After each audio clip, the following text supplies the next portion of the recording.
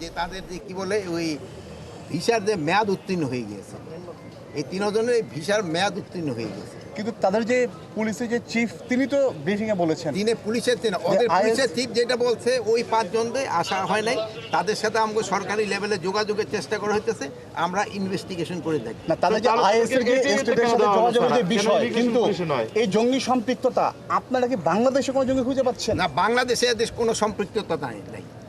Sir, কিন্তু ওখানকার IGP বলছেন যে তারা বাংলাদেশের আইএস ইউনিটের জন্য অর্থ সংগ্রহ করে। ওখানকার আইজিপি কি বলছে আমি জানি না।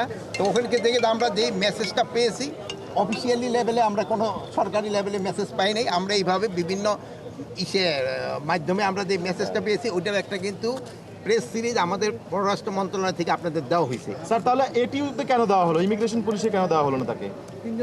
ইমিগ্রেশনের থেকে তো এটিতে নেওয়া হয়েছে, অসুবিধা কি? বাংলাদেশের জঙ্গিবাদের যে অবস্থান এখন কি মনে হচ্ছে?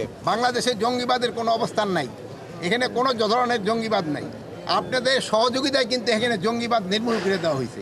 এটা ক্ষেত্রে আপনাদের ক্রেডিট সবচেয়ে বেশি।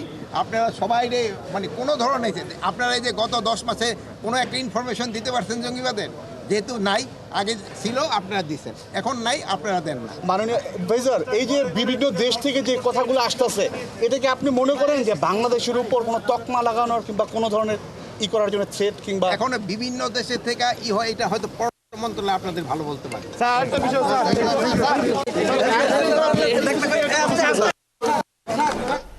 দর্শক, বিমানবন্দরে সাংবাদিকদের সঙ্গে কথা বলছিলেন স্বরাষ্ট্র উপদেষ্টা, আমরা সরাসরি যুক্ত ছিলাম সেখানে।